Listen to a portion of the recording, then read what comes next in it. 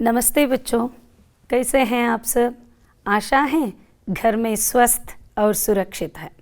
ಮನೆಯಲ್ಲಿ ಎಲ್ಲರೂ ಸುರಕ್ಷಿತವಾಗಿದ್ದೀರಿ अल्वा। तो चलिए आज हम छठी कक्षा के आगे के पाठ को जानने की कोशिश करें। बच्चों, यशोदा मैया और श्री कृष्ण के इस चित्र को देखते ही आप लोग पहचान गए होंगे कि आज हम किस पाठ के बारे में जानने की कोशिश कर रहे हैं। ಯಶೋದೆ ಹಾಗೂ ಶ್ರೀ ಕೃಷ್ಣನ ಚಿತ್ರವನ್ನು ನೋಡಿದ ತಕ್ಷಣ ನಿಮಗೆಲ್ಲರಿಗೂ ಗೊತ್ತಾಗ್ತಿದೆಯಲ್ವಾ ನಾವು ಈ ದಿನ ಯಾವ ಪಾಠದ ಬಗ್ಗೆ ತಿಳ್ಕೊತಾ ಇದ್ದೀವಿ ಅಂತ। जी हाँ, बिल्कुल सही पहचाना आप लोगों ने, ಸರಿಯಾಗಿ ಗುರ್ತಿಸಿದ್ರಿ ಮಕ್ಕಳೇ। ತಮ್ಮ ಪಠ್ಯ ಪುಸ್ತಕದ 96ನೇ ಪುಟದಲ್ಲಿ ಇರುವಂಥ ಮಾ ಕಾ ಪ್ಯಾರ್ ಅನ್ನೋ ಪದ್ಯವನ್ನು ನಾವೀಗ ಅರ್ಥ ಮಾಡ್ಕೊಳ್ಳಿಕ್ಕೆ ಪ್ರಯತ್ನ ಪಡೋಣ ಮಕ್ಕಳೇ। ಅಹಂ ಬ್ರಹ್ಮಾಸ್ಮಿ ಅನ್ನೋ ತತ್ವದ ಆಧಾರದ ಮೇಲೆ ಅಣುರೇಣ ತೃಣಕಾಷ್ಟಗಳಲ್ಲೂ ಸಹ ದೈವತ್ವವನ್ನು ಹುಡುಕುವಂಥ ಸಂಸ್ಕಾರ ಭಾರತೀಯರದ್ದು। ಅದರಲ್ಲೂ ನಮ್ಮ ಜೀವನದ ಏಳ್ಗೆಗೆ ತಮ್ಮ ಸರ್ವಸ್ವವನ್ನು ತ್ಯಾಗ ಮಾಡುವಂತಹ ತಾಯಿ, ತಂದೆ, ಗುರುಗಳನ್ನು ಅತ್ಯಂತ ಪೂಜ್ಯ ಭಾವದಲ್ಲಿ ಕಾಣ್ತಾ ಇರುವಂಥ ಸಂಸ್ಕಾರವೂ ಇದೆ। तो इसलिए कहा गया है कि मातृदेवो भव, पितृदेवो भव, आचार्य देवो भव, अतिथि देवो भव।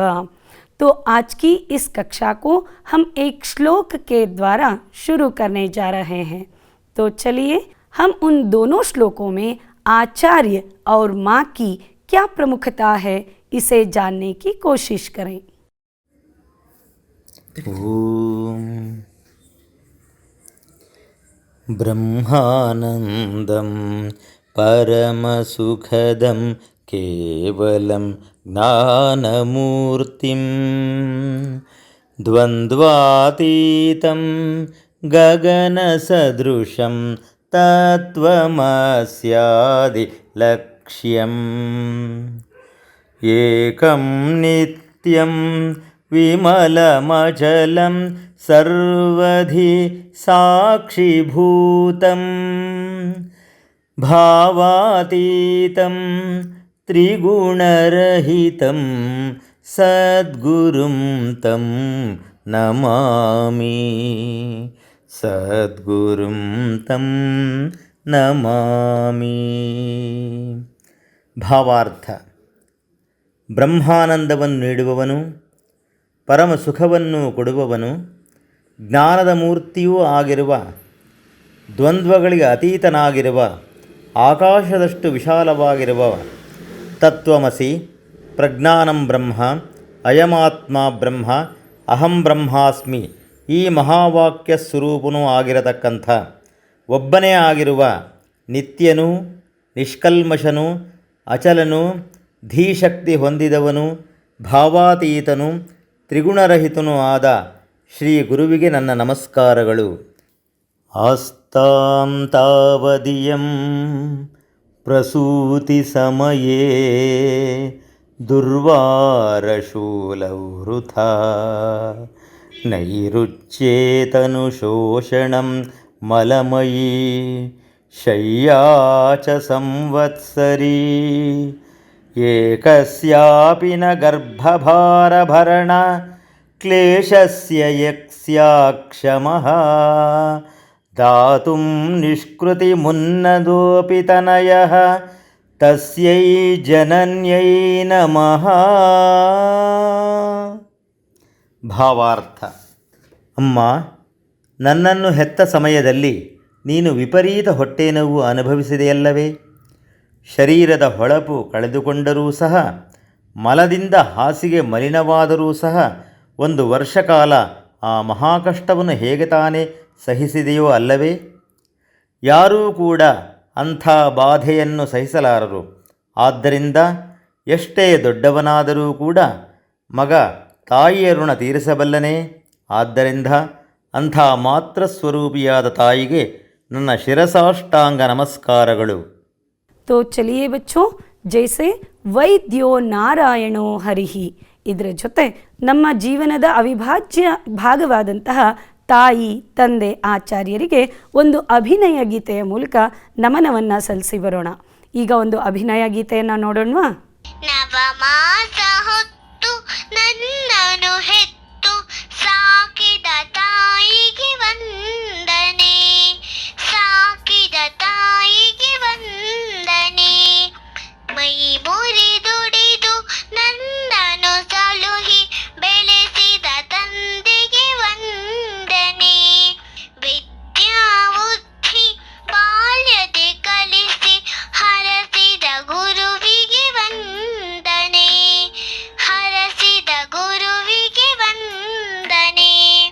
ಮಕ್ಕಳೇ, ಈ ಅಭಿನಯ ಗೀತೆಯಲ್ಲಿ ನಾವು ತಾಯಿ ತಂದೆಯಾದಿಯಾಗಿ ಎಲ್ಲರಿಗೂ ನಮಿಸಿ ಬಂದ್ವಿ ಅಲ್ವಾ.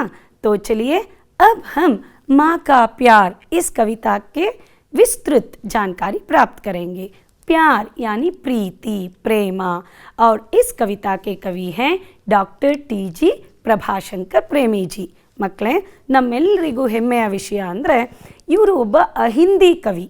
ಅಂದರೆ ಯಾರ ಮಾತೃಭಾಷೆ ಹಿಂದಿ ಅಲ್ಲ, ಆದರೆ ಹಿಂದಿಯಲ್ಲಿ ಅವರು ಸಾಹಿತ್ಯವನ್ನು ರಚನೆ ಮಾಡಿದ್ರೆ, ಗದ್ಯಗಳನ್ನು ಬರೆಯೋದು, ಪದ್ಯಗಳನ್ನು ಬರೆಯೋದು, ನಾಟಕಗಳನ್ನು ರಚಿಸೋದು ಹಿಂದಿ ಭಾಷೆಯಲ್ಲಿ ಮಾಡಿದ್ರೆ ಅಂತಹ ಕವಿಗಳನ್ನು ನಾವು ಅಹಿಂದಿ ಕವಿ ಅಂತ ಕರಿತೇವೆ. तो ये डॉक्टर TG प्रभाशंकर प्रेमी जी बेंगलुरु यूनिवर्सिटी यानी बेंगलुरु विश्वविद्यालय में हिंदी विभाग के प्रोफेसर भी रहे हैं. तो बच्चों, अब हम माँ का प्यार इस कविता के कवि डॉक्टर TG प्रभाशंकर प्रेमी जी से ही जान लेंगे कि इन्हें इस माँ का प्यार कविता लिखने के लिए प्रेरणा कैसे मिली, इस कविता रचना का उद्देश्य क्या है. तो चलिए उनसे हम कुछ सुनेंगे. माँ का प्यार,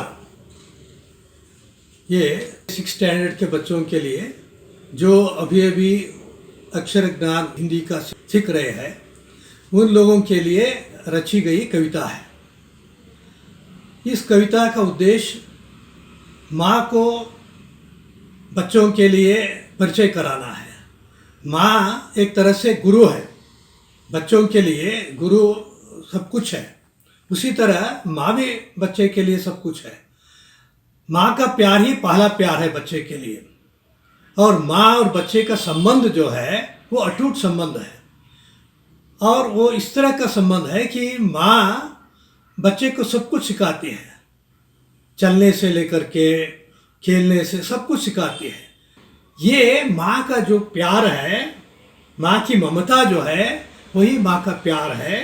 उसका कोई आर नहीं है, पार नहीं है. तो ये मेरा इस कहानी का उद्देश्य है.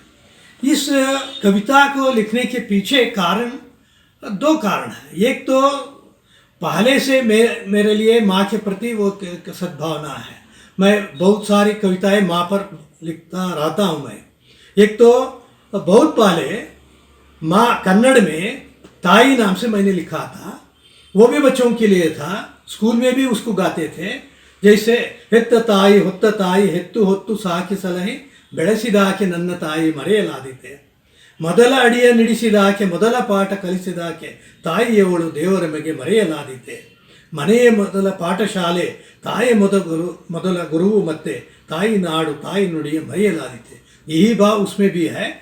तो इस प्रकार की कविता लिखने के पीछे एक कारण ये भी है, एक वो जब एडिट कर रहा था इस 7th स्टैंडर्ड पुस्तक को, उसी संदर्भ में मेरे ही साथ बैठे थे वो 6 स्टैंडर्ड के वो जो चेयरमैन, उन्होंने कहा मेरे लिए एक ऐसी कविता चाहिए जो बच्चों के लिए बहुत सरल हो. तब मैंने सोचा कि इस तरह की कविता क्यों न लिखो, तो उनके लिए उसी संदर्भ के लिए मैंने ये कविता प्रस्तुत की.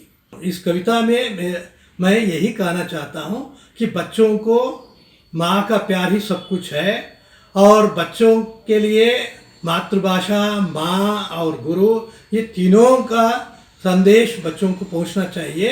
यही मेरा उद्देश्य है. तो चलिए अब हम इस कविता के आरोहण अवरोहण के साथ गायन सुनने की कोशिश करें. ಕೇಳಿಬರೋಣ ಈ ಪದ್ಯವನ್ನು.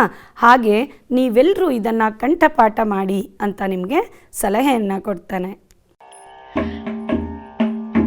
पाला पोसा मेरी माँ ने, पग पग पर संभाला माँ ने, उंगली पकड़ कर लिखना सिखाया, खाकर ठोकर उठना सिखाया. माँ ही पहली गुरु है मेरी, घर ही पहला गुरुकुल है. सदा बसी है माँ की मूरत, कैसे भूलो माँ की सूरत. माँ की ममता माँ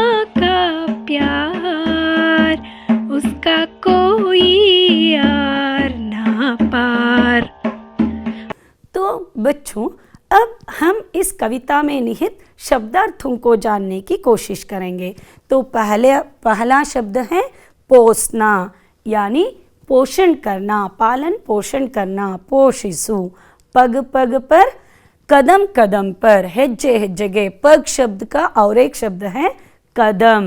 और ठोकर खाना, इस शब्द का अर्थ है चोट खाना, ಪೆಟ್ಟು ತಿನ್ನು, ಎಡವುವುದು। ಹಾಗೆ ಮುಂದಿನ ಶಬ್ದಗಳನ್ನು ನೋಡೋಣ।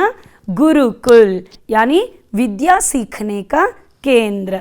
तो मूर्त शब्द का अर्थ है मूर्ति। सूरत शब्द का अर्थ है चेहरा, मुखा। आर ना पार, मेरे इಲ್ಲದ, जिसकी कोई सीमा ना हो, अंत्यवे इಲ್ಲದ, ಕೊನೆಯೇ ಇಲ್ಲದ ಅನ್ನೋ ಅರ್ಥ। तो चलिए बच्चों, अब हम माँ के प्यार से रूबरू होके आते हैं। ಮಕ್ಕಳೇ, ನಿಮ್ಮನ್ನ ಅತಿ ದೊಡ್ಡದಾದ ಒಂದು ಸಮುದ್ರದ ಮುಂದೆ ಹೋಗಿ ನಿಲ್ಲಿಸಿ, ಸಮುದ್ರ ಹೇಗಿದೆ, ಸಮುದ್ರವನ್ನು ನೋಡೋ ಅನುಭವ ಹೇಗಿರುತ್ತೆ ಅನ್ನೋದನ್ನು ನಾನು ಪದಗಳಲ್ಲಿ ಹೇಳ್ತಾ ಹೋದರೆ ನಿಮಗೆ ಅದು ನಿರರ್ಥಕ ಅನಿಸುತ್ತೆ ಅಲ್ವಾ? ಹಾಗೆಯೇ ಅಮ್ಮನ ಪ್ರೀತಿ ಬಗ್ಗೆ, माँ के प्यार को और प्रतिदिन प्रतिक्षण अनुभव कर रहे हैं, लेकिन मेरे द्वारा माँ के प्यार के बारे में बताना शायद ही यह फीका पड़ेगा। फिर भी एक कविता की दृष्टि से हम शब्दार्थ आदि को जानने की कोशिश करें। हमें पाला पोसा यानी पालन पोषण करने वाली कौन है? माँ है। ನಮ್ಮನ್ನು ಪಾಲಿಸಿ ಪೋಷಿಸಿ ಸಂರಕ್ಷಿಸುವಂಥ ಕೆಲಸ ಯಾರು ಮಾಡ್ತಾರೆ? ಕೇವಲ ಅಮ್ಮ। ಪಗ್ ಪಗ್ ಪರ್ ಸಂಭಾಲ ಮಾನೆ, ಆ ಚಿಕ್ಕಂದಿನಲ್ಲಿ ನಾವು ಅಂಬೆಗಾಲು ಇಡುವಾಗ ಅಕಸ್ಮಾತ್ ಬಿದ್ದಾಗ ಗಾಬರಿ ಆಗ್ತಿದ್ದಂಥ ಅಮ್ಮ, ನಾವು ಇಷ್ಟು ದೊಡ್ಡವರಾದ್ಮೇಲೂ ಅಕಸ್ಮಾತಾಗಿ ನಮಗೆ ಪೆಟ್ಟಾದರೆ ಅಷ್ಟೇ ನೋವನ್ನು ಈಗಲೂ ಸಹ ಅಮ್ಮ ಅದನ್ನ ಫೀಲ್ ಮಾಡ್ಕೋತಾರೆ।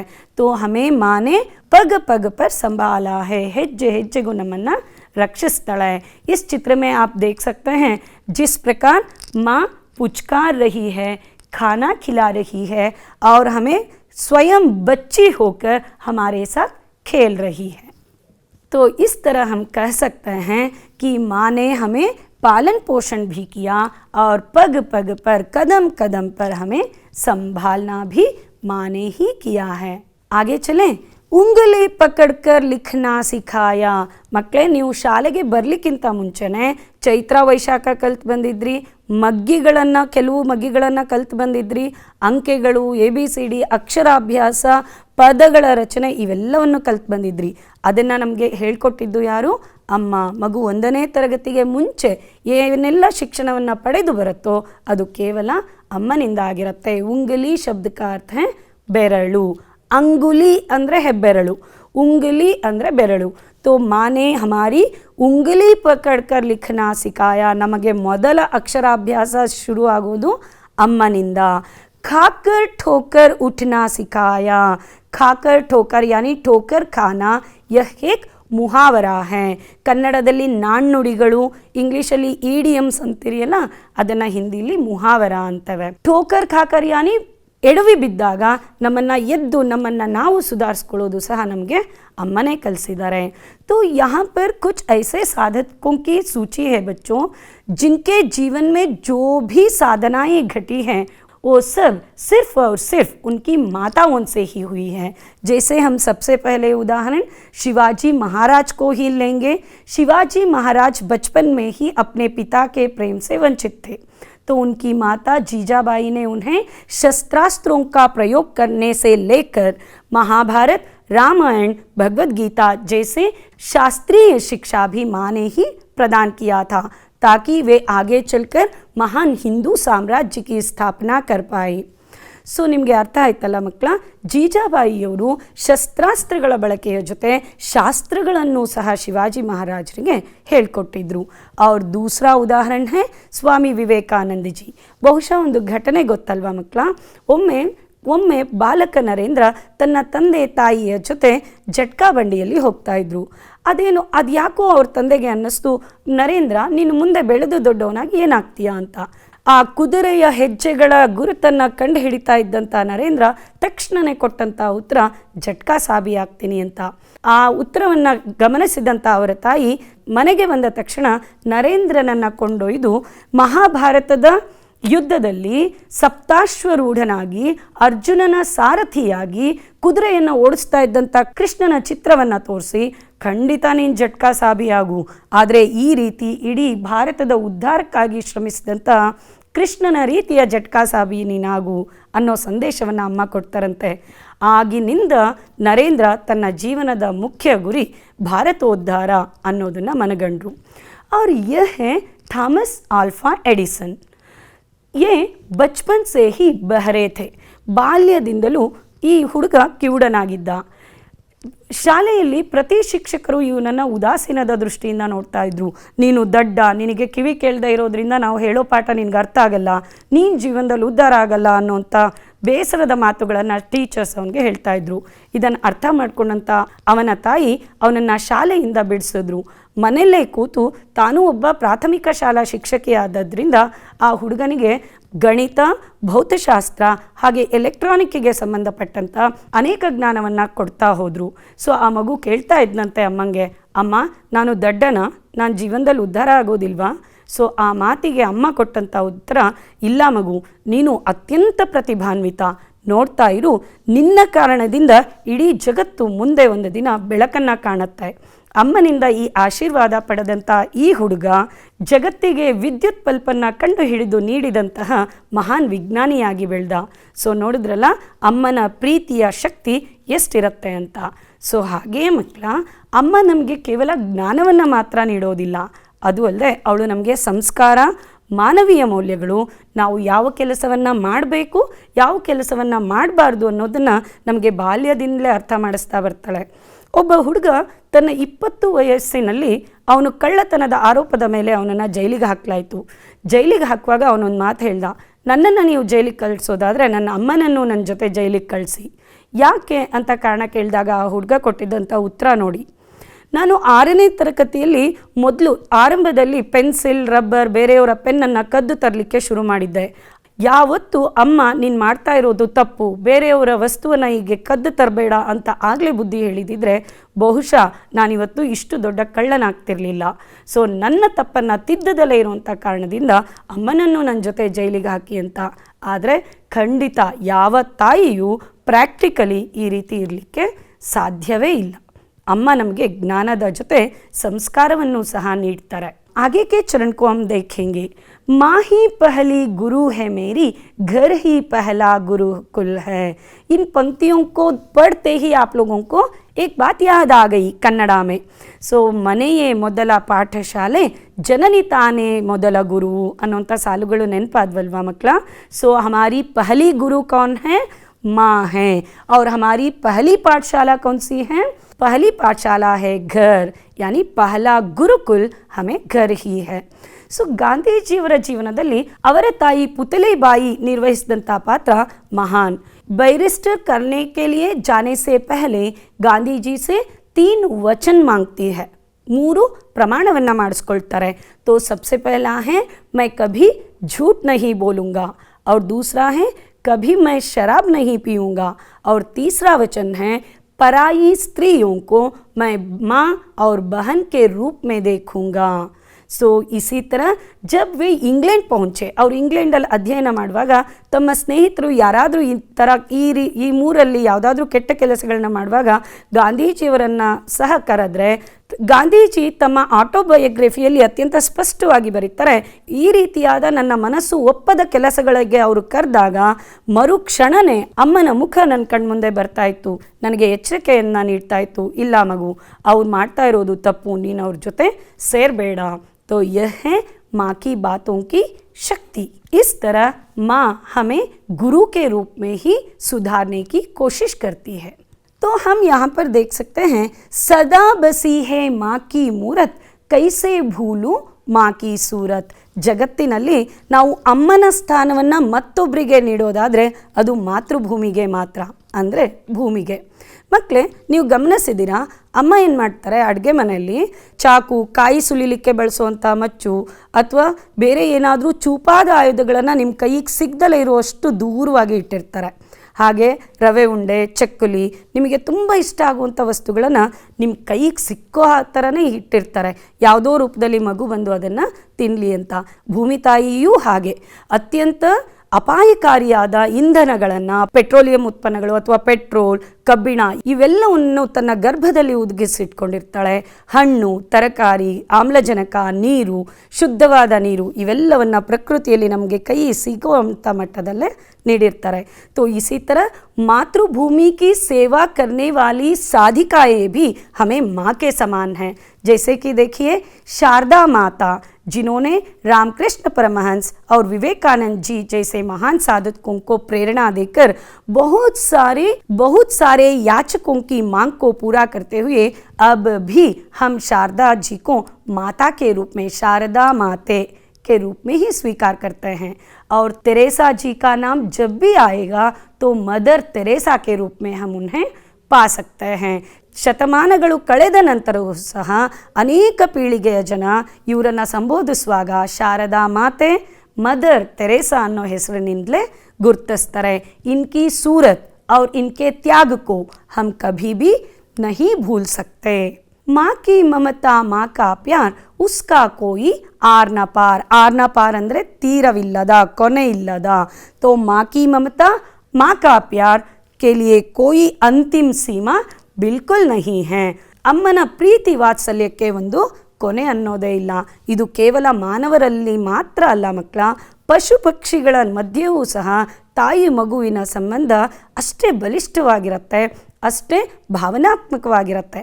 ಇದಕ್ಕೆ ಸಂಬಂಧಿಸಿದಂತೆ ಒಂದು ವಿಡಿಯೋನ ನೋಡಿ ಬರೋಣವಾ?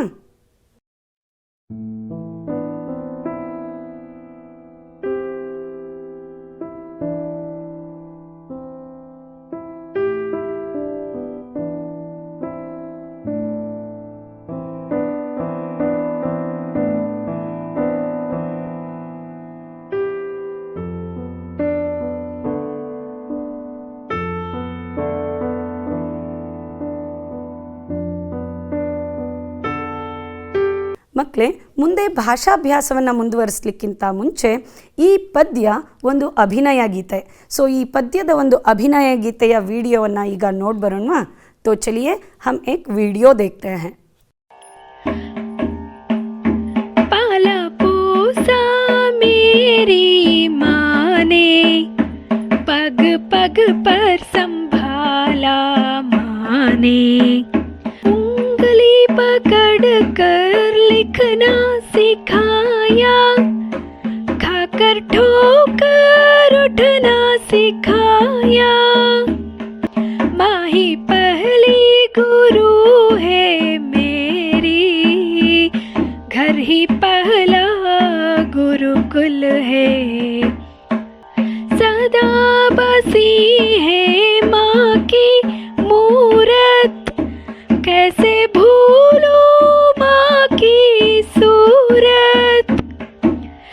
माँ की ममता, माँ का प्यार, उसका कोई यार ना पार. पाला पोसा मेरी माँ ने, पग पग पर संभाला माँ ने. मेरी माँ ने, मेरी माँ ने, मेरी माँ ने. तो अब है हमारी कक्षा का आखिरी पड़ाव जो है भाषाभ्यास.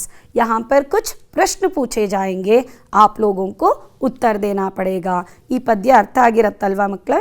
ಸೊ ಇಲ್ಲಿ ಕೇಳುವಂಥ ಪ್ರಶ್ನೆಗಳಿಗೆ ನೀವು ಉತ್ತರವನ್ನು ಹೇಳ್ತಾ ಬನ್ನಿ. ಮಾನೆ ಕ್ಯಾ ಕ್ಯಾ ಸಿಖಾಯಾ? तो उत्तर है माँ ने उंगली पकड़कर लिखना सिखाया और खाकर ठोकर भी उठना सिखाया. दूसरा प्रश्न है पहला गुरु कौन होता है? तो इसके लिए उत्तर है पहला गुरु माँ होती है या पहली गुरु माँ होती है. और तीसरा प्रश्न कौन सा है? पहला गुरुकुल कौन सा है? करेक्ट, ಸರಿಯಾದ ಉತ್ತರವನ್ನು ನೀಡಿದ್ರಿ. पहला गुरुकुल हमारा घर है. किसका कोई आर पार नहीं है? तो चलिए यहाँ पर उत्तर तैयार है. माँ की ममता और माँ के प्यार का कोई आर पार नहीं है. तो चलिए आगे का प्रश्न देखते हैं. इन पंक्तियों को पूरा करो. इस ಪದ್ಯ से ಸಂಬಂಧಿತ ಈ ಪದ್ಯಕ್ಕೆ ಸಂಬಂಧಿಸಿದಂಥ ಕೆಲವು ಸಾಲುಗಳಿವೆ. ಇಲ್ಲಿ ಅವುಗಳ ಉತ್ತರವಿದೆ. ಈ 4 ಉತ್ತರಗಳಲ್ಲಿ ಸರಿಯಾದ ಉತ್ತರವನ್ನು ಆಯ್ಕೆ ಮಾಡಿ ಹೇಳ್ತಾ ಬನ್ನಿ. तो चलिए पहला सवाल देखेंगे. पग पग पर डैश माने. तो उत्तर है पग पग पर संभाला माने. सदा बसी है माँ की मूरत. शाबाश. तीसरा उत्तर कौन बोलेगा अभी? माँ की ममता, माँ का प्यार. और चौथा उत्तर है उसका कोई आर ना पार. तो अब यहाँ पर कुछ शब्द पहले को हम देखेंगे. ಇಲ್ಲಿ ಒಂದು ಶಬ್ದದ ಬಗೆಗಿನ ಒಗಟಿದೆ. 2 ಅಕ್ಷರಗಳಿವೆ. ಮಧ್ಯದ ಅಕ್ಷರಗಳನ್ನು ನೀವು गुर्तिस्ता होगबेकु. ऊ और ली के बीच में कौन सा अक्षर आएगा? गा. तो चलिए आगे का बताइए जल्दी. लिखना. सूर अक्षरों के साथ कौन सा आएगा? ता. और आगे का है ममता. खाया से पहले कौन सा अक्षर आएगा? सिखाया. प और ल के बीच में कौन सा अक्षर आएगा बच्चों? हाँ, पहला. मूरत. शाबाश बच्चों, सब लोगों ने सही पहचाना. तो अब माँ के प्रति बच्चों के कर्तव्यों की सूची. ಮಕ್ಕಳೇ, ಅಮ್ಮವಂತೂ ನಮ್ಮ ಜೀವನಕ್ಕೆ ಸರ್ವಸ್ವವನ್ನು ತ್ಯಾಗ ಮಾಡ್ತಾಳೆ. ಆದರೆ ಮಕ್ಕಳಾದ ನಾವು ಅಮ್ಮನ ಪ್ರತಿ ನಿರ್ವಹಿಸಬೇಕಾದಂಥ ಕರ್ತವ್ಯಗಳ 4 ಪಟ್ಟಿ ಇದೆ. ಆದರೆ ನೀವು 10 ವಾಕ್ಯಗಳನ್ನು ಈ ರೀತಿ ಸೃಷ್ಟಿ ಮಾಡ್ತಾ ಹೋಗಿ. ಯಾವುದರಿಂದ ನೀವು ಅಮ್ಮನ ಪ್ರೀತಿಗೆ ಸರಿಯಾದ ಪ್ರತಿಕ್ರಿಯೆಯನ್ನು ನೀಡ್ಬೋದು. पहला वाक्य है माँ के साथ आदर का व्यवहार करना चाहिए. आदर यानी गौरव. ಅಮ್ಮನ ಜೊತೆ ತುಂಬ ಗೌರವವಾಗಿ ನಡ್ಕೋಬೇಕು. ಅವ್ರ ಮೇಲೆ ಕೋಪ ಮಾಡ್ಕೋಬಾರ್ದು. ಅವ್ರಿಗೆ ಬಹುವಚನದಿಂದ ಸಂಬೋಧಿಸಿ ಮಾತಾಡಬೇಕು. ಅವ್ರಿಗೆ ಇಷ್ಟ ಆಗ್ದಲೇ ಇರುವಂಥ ಪದಗಳನ್ನು ಬಳಸ್ಕೂಡ್ದು. माँ की सीख को नज़रअंदाज नहीं करना चाहिए. नज़रअंदाज ಅಂದರೆ ಉದಾಸೀನ. ಅಮ್ಮ ಏನಾದರೂ ಹೇಳಿದ ತಕ್ಷಣ ನಿನಗೇನು ಗೊತ್ತಾಗಲ್ಲ ಬಿಡು ಅಂತ ಹೇಳೋದಕ್ಕಿಂತ ಅಮ್ಮನ ಮಾತನ್ನು ಕೇಳಿ ಅದನ್ನು ಅರ್ಥ ಮಾಡ್ಕೊಳ್ಳುವಂಥ ಪ್ರಯತ್ನವನ್ನು ಮಾಡಬೇಕು. माँ की बातों को मन में रखना चाहिए. ಅಮ್ಮ ಹೇಳುವಂಥ ಹಿತನುಡಿಗಳನ್ನು ನಾವು ಬೇರೆ ಊರಿಗೆ ಹೋಗಲಿ ಅಥವಾ ಬೇರೆ ಸ್ಥಾನಕ್ಕೆ ಹೋಗಲಿ ಯಾವುದೇ ಕಾರಣಕ್ಕೂ ಅಮ್ಮನ ಸಂದೇಶವನ್ನು ನಾವು ಮರಿಕೂಡ್ದು. माँ को हमेशा खुश रखने की कोशिश करना चाहिए. ನಿಮ್ಮ ಯಾವ ವರ್ತನೆಯಿಂದ ಅಮ್ಮನಿಗೆ ಖುಷಿ ಆಗತ್ತೆ, ಅಮ್ಮ ನಗ್ನಗ್ತಾ ಇರ್ತಾರೆ, ಅದೇ ರೀತಿ ವರ್ತನೆಯನ್ನು ರೂಢಿಸ್ಕೊಳ್ಳೋದು ಒಳ್ಳೆಯದು. ಯಾವುದೇ ಕಾರಣಕ್ಕೂ ಅಮ್ಮನಿಗೆ ಅವಮಾನ ಮಾಡುವಂತಹ, ಅಮ್ಮನಿಗೆ ನೋವು ತರುವಂತಹ, ಅಮ್ಮನ ಕಣ್ಣಲ್ಲಿ ನೀರು ಹಾಕಿಸುವಂತಹ ತಪ್ಪು ಕೆಲಸಗಳನ್ನು ನಾವು ಖಂಡಿತ ಮಾಡಕೂಡ್ದು. चलिए बच्चों, अब एक गृह कार्य है. ನಿಮ್ಮ ಮನೆ ಪಾಠಕ್ಕೆ ಅಂತ ಕೆಲವು ಪ್ರಶ್ನೆಗಳಿವೆ ಮಕ್ಕಳೇ. ಈ ಪ್ರಶ್ನೆಗಳನ್ನು ಬರ್ಕೊಳ್ಳಿ. ಹಾಗೆ ಇದನ್ನು ಬರೆದು अपने अध्यापकों को दिखाइएगा. ನಿಮ್ಮ ಟೀಚರ್ಸ್ಗೆ ಇದನ್ನು ತೋರಿಸಿ. आशा है आज का पाठ आप लोगों को समझ में आया होगा. माँ के प्यार से संबंधित बहुत सारी जानकारी हम लोगों ने पाया. इसके साथ साथ कुछ भाषा अभ्यास और व्याकरणांशों की भी जानकारी हम लोगों ने प्राप्त की. धन्यवाद.